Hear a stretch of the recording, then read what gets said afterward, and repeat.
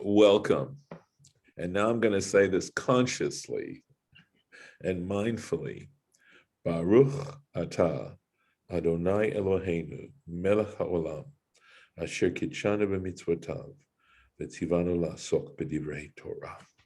Amen. Thank you. And I'm going to go with the screen share here.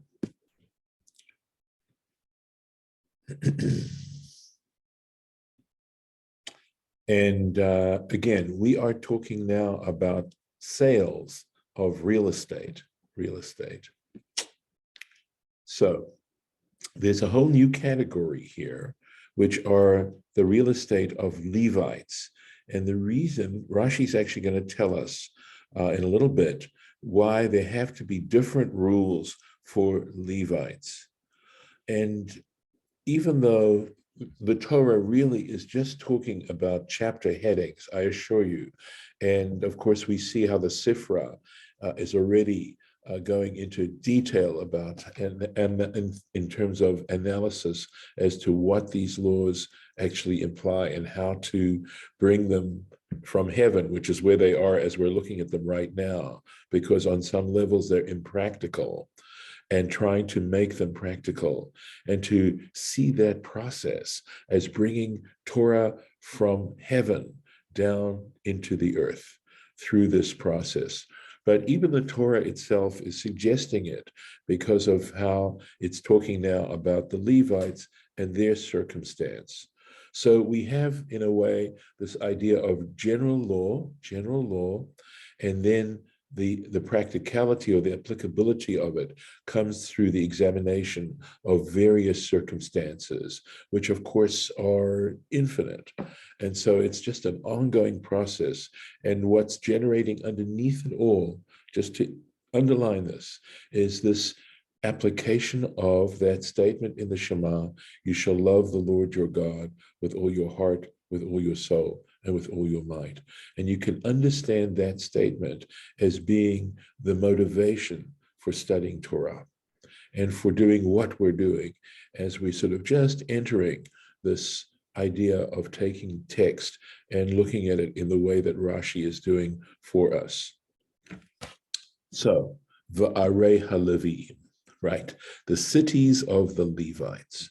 Batei arei achuzatam, the houses of the cities of their achuzah, of their holdings, meaning the part that was assigned to them when the Israelites entered the land of Israel. Rashi is going to just talk a little bit about that. The Torah itself defines these cities of Levites that went to the Levites, and there was an area, I believe, of 2,000 cubits, which would be about 3,000 feet around each city where they could plant and they could do basic gardening, etc., so that they would have food. So, Geulat olam tia laleviim, a perpetual olam, a perpetual redemption there shall be to the Levites. So remember how we talked about a home in a walled city where essentially you had 1 year, and after that year, if the original owner wanted to redeem it, they could, and in that situation, but in a situation of an open field. Do I have this correct? I hope. In that particular case, I believe it was treated like a field in homes that were out in the general area. It's terrible how my memory just doesn't go. Let's see, here we go. Yeah. So they have a redemption. That's right. They have a redemption, and they can go out in the Jubilee year, going back to cities within walled cities, right? Right. In that case, in a walled city, you have 1 year to redeem it. If you don't redeem it, you lose it. The person who bought it has bought it in perpetuity. That's what I was saying back up here. So please forgive my faulty memory. So now with the Levites. they always have that opportunity for redemption. Here we go. For Arei HaLeviim, the cities of the Levites. Arba'im u'shmona ir shenatnu lahem. So they actually had 48 cities that were given to the Levites. Ge'ulat olam, a perpetual redemption. Go'el miyad, it can be, so this is something to notice, that with a field, remember the person had a usage of the field for, I believe, was it 2 years? Correct me if I'm wrong, before it could be redeemed. With the city in the walled city, they had a year in which to redeem it, but after that, they could not. They did not have the right of redemption, you might call it. So, at any rate, they have a perpetual redemption, afilu lifnei shtei shanim, even before 2 years. In other words, if you bought the house of a Levite and they wanted to purchase it back, they could do that. Imachru sedeh mistodatom, and if they, even one can purchase it, one can redeem it back, even before the 2 years, if they sold stay misid stotehem hanitunot lahem. If they sold from the field, remember I talked about that open area that they had in which they have fields so that they could grow some crops. So if they sold one of those fields, ba'alpayim amim, in those 2,000 cubits svivot ha'arim that surrounded the cities, or im machru bayit ba'ir choma, or even if they sold a house in a walled city. If it's in a Levite walled city, ge'ulin le'olam, they can always be redeemed. The right of redemption is always there in the Levite city. Ve'eno chalut l'sof shana, and it is not considered irredeemable at the end of 1 year. Going on to the next verse. Va'asher yig'al min haleviim. So now they are using this word yig'al, which is interesting because it looks like, and that which is redeemed from the Levites, right? But that's not how Rashi wants us to understand this word. And when I say Rashi, I mean the tradition, how the tradition understands this word.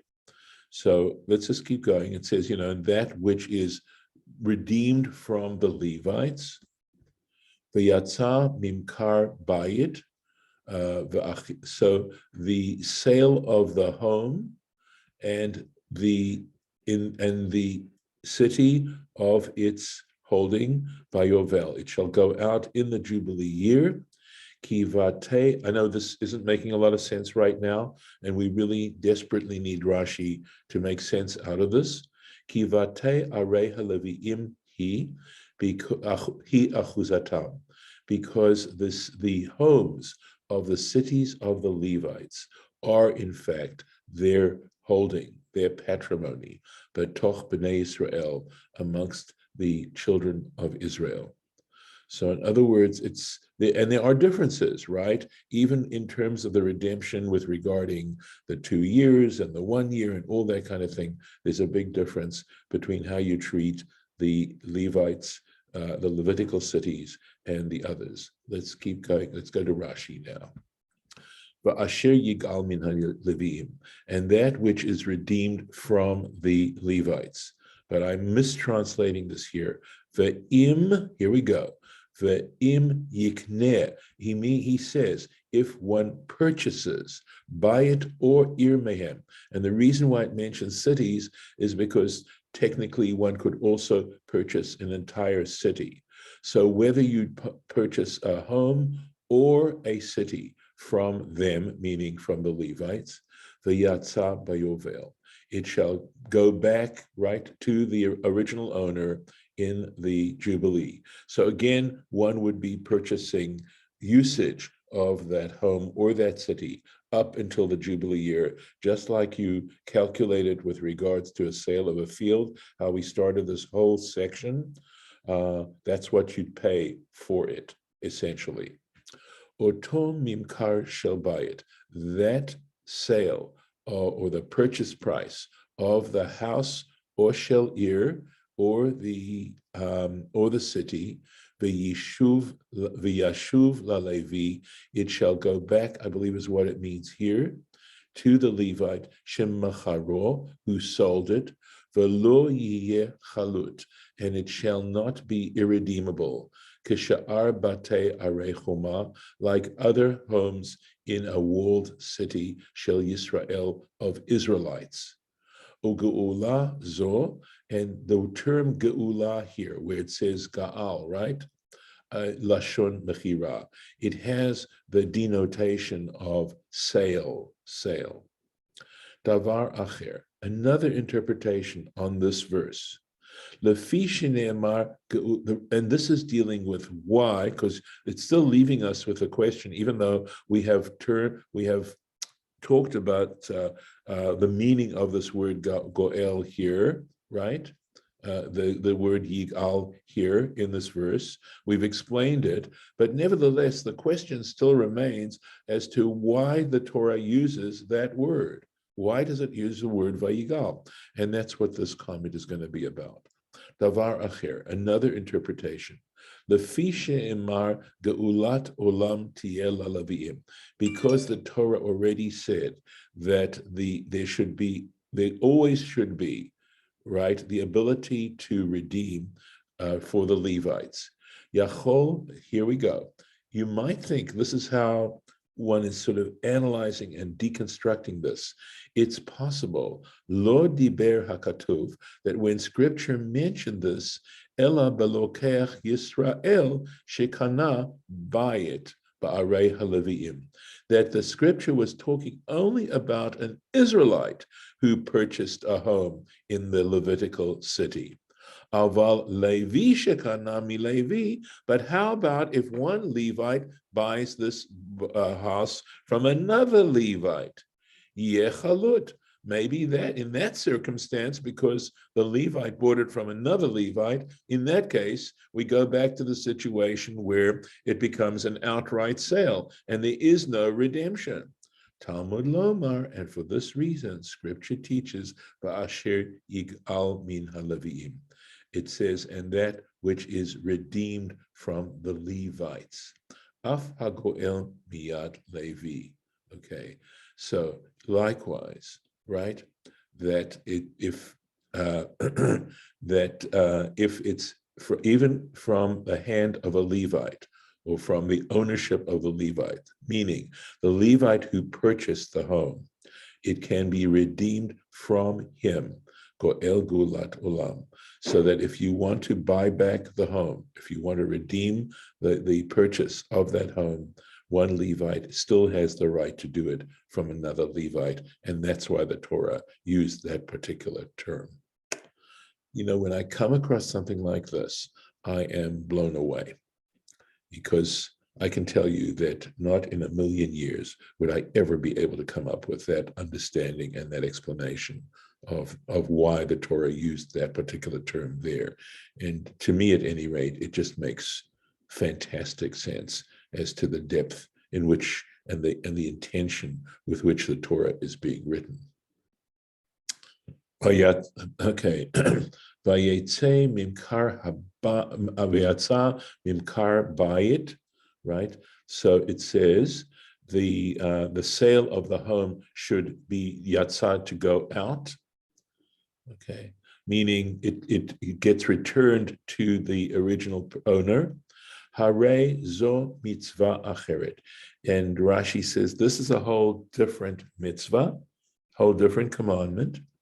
Ve'im lo ga'ala, to tell you that if in fact the original owner did not redeem the house or the field, yotz'ah beyovel, nevertheless it's going to be returned to the Levite, to the original owner, in the Jubilee year.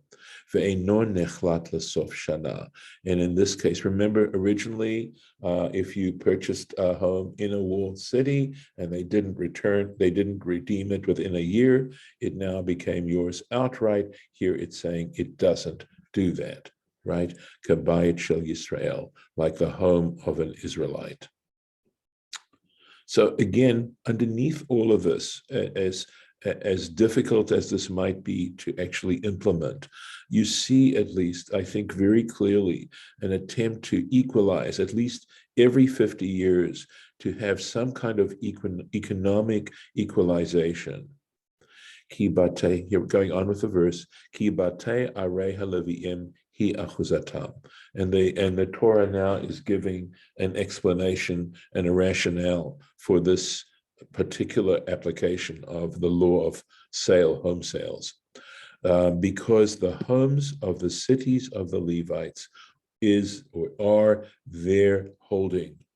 Lo haya lahem nachalat sadot ukramim. They never received an inheritance of fields and vineyards.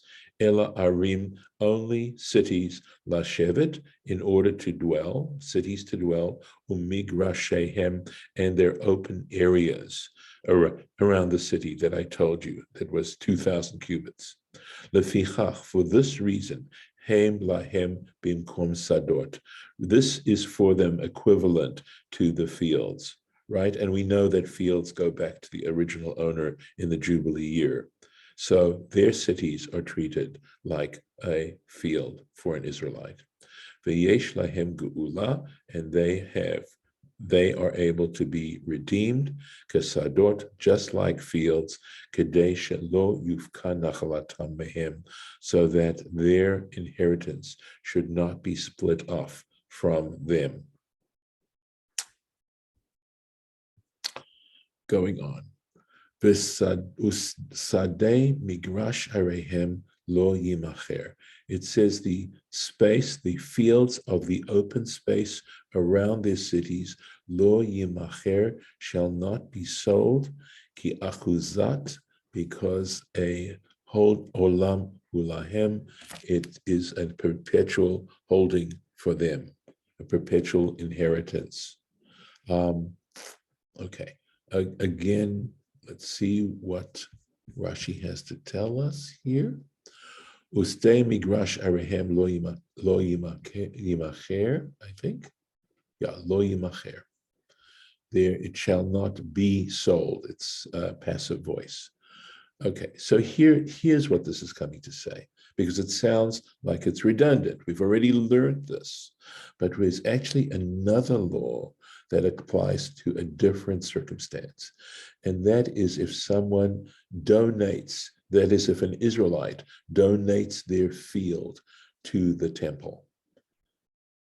If they do that as an expression of thanksgiving, or as people make donations in this kind of way, even to holy or to what they feel are worthy institutions, right? So this is what this is talking about. So here we go. Machar giz, so mecher gizbar is the way I'm going to point this, meaning if the temple treasurer, that is the one at the temple in charge of the financial elements of the temple, gizbar. It doesn't sound like a Hebrew word initially. It might. I wonder if it's even Persian. But if it is a sale by the temple treasurer, she'im higdish ben Levi. So here's the point: if a Levite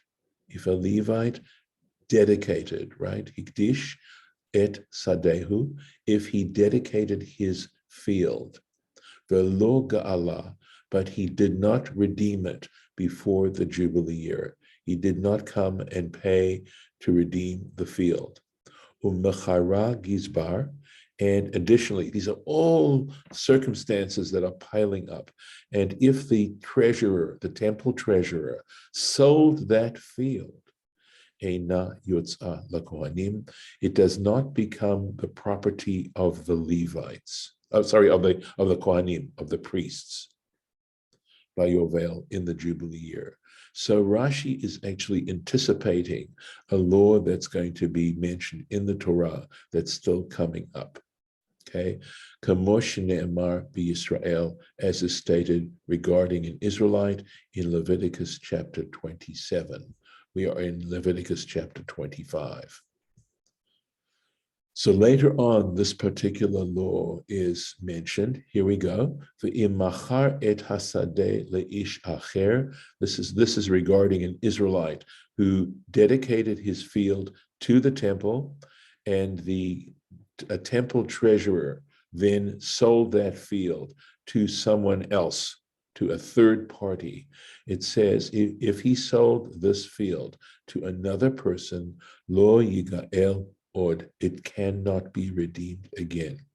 Aval ben Levi goel leolam, but a Levite is able to redeem the field and buy it back. Always has that right. He always has that right. Take a little more. Okay. Okay. So this is actually starting a whole new subject regarding, or a whole new area, and now this has to do with someone who has become poor. And I'm going to stop here and just mark this for, God willing, next year. And if you have any questions, I'm happy to try and take them at this point. And I'm going to stop the share. All right. Any comments, thoughts, questions before I turn off the recording? Yeah, the question is on the walled cities, they could only sell it on for 1 year. But outside the walled cities, they can sell it anytime. I don't understand that. Right. So let me explain. It's not that okay. So what is happening is this, that if it is a house in a walled city, and now we have to separate out who we're talking about. We have to make a distinction between an Israelite and a Levite. Okay? Right, but if the Israelite, I'm talking about an Israelite selling it, he's only got 1 year. To but redeem a Levite, it, to purchase it. redeem it. Correct. But a Levite doesn't have to worry about that. Correct. He can redeem it anytime. Correct. But what about the unwalled cities, outside the walled cities? So again, are you talking about the Levite or are you talking about an Israelite? I'm talking about the Israelite that lives outside a walled city, and also the Levite. Right. So in a case of an Israelite, that home is similar to a field, if I am not mistaken. I mean, we can go back and check it again, but if it's a house in an unwalled city, then it's treated like the field. It's treated like the field, and we know that fields go back to the original owners in the Jubilee year. So again, if someone, the issue now, which the Torah has not addressed, is if it's someone from a different tribe as opposed to someone from the same tribe. And the reason why we're concerned about that is because in a situation of, let's say, someone from the tribe of Reuben chooses to buy a field that belongs to the tribe of Shimon, right? And there's no redemption. If there's no redemption right, then that property now becomes part of Reuben's holding. And we don't want to see that kind of thing happening. Now, the Torah doesn't make a distinction, at least I don't believe it does. We would have to check the oral law as to that particular circumstance, because clearly that's the issue that the Torah is trying to deal with as well. But if the Torah is also trying to deal, because it's couching it in terms of financial difficulties, in that case, it makes no difference whether it's from the same tribe or from a different tribe, because there we're talking about trying to make sure, because we know later on, even though we don't read it here in the book of Deuteronomy, debts are forgiven in the Jubilee year. What about a rich man that is not a Jew buys a house from a Levi? Yeah. Could that be redeemed? Yeah, I mean, it would have to be, correct. Let's put it this way. If an Israelite doesn't have a right to own the house outright, why would a non-Jew then have the ability to own it outright? Just like if you're a citizen of the United States and you're a non-citizen of the United States, do you have more rights as a citizen, or do you have fewer rights? More rights, you should. Well, there we go. So it's a similar kind of principle. Oh. Right. Okay. So, yeah. But it's a good question, Harlan, and it's quite possible that that question is raised in the Mishnah, and the Talmud and the Sifra, that in the oral law, that kind of question, because it's a practical question of circumstance, that they're going to think about that and ask that question. Do they practice this today in Israel? You know The that same way? I don't know that they can, because although they did identify which cities belong to the Levites, remember there's no temple anymore, and most of us are no longer able to identify ourselves as members of a specific tribe. First of all, the Northern Kingdom got totally absorbed and lost its identity. Okay? In the course of history. So essentially, we could say that we're all from the tribe of Judah at this point, and possibly from the tribe of Benjamin. And there may be actually Jews who have preserved their ancestry to a point where they might be able to go back that far. I know there are Hasidic families that have kept their their pedigree way back over centuries. They can go back over centuries. But essentially only Judah and Benjamin were spared, because they were the southern kingdom. Benjamin went with Judah in the southern kingdom, and they were destroyed by the Babylonians, but the Babylonians allowed them to maintain their identities. They had a very different policy of conquest than the Assyrians. So outside of Israel, it doesn't apply. This never applies. Does not. Because we do have Levites outside of Israel. Yes, we do have do. Kohen. Right, but it's not our land. Okay, I mean, it's not, in the sense that Israel, the land of Canaan, became owned by the Jewish people. Okay. But it's all gotten messed up in a way. And so we study these laws for the principles, as we mentioned this before. Judith brought this up a few days ago. That even though it may not have practical application, nevertheless, there are all kinds of lessons we can learn, including the process of developing our minds by studying. Rabbi, there was a tribe discovered in Africa. Was that Benjamin or Judah? That's a very good question, and I'm not sure. I kind of vaguely remember, saying maybe somebody in the group remembers it better than I do, but I sort of think it was Benjamin. I think. Okay. I could be wrong. Okay. By the way, I believe there were Afghan Jews who believed that they were from the 10 lost tribes. There have been, yeah. So, yeah. This has all gotten messed up in the course of history. So, answer to your original question, Harlan, is that we don't have these kind of laws anymore in the land of Israel, because we can't identify ourselves with certainty as to our pedigree.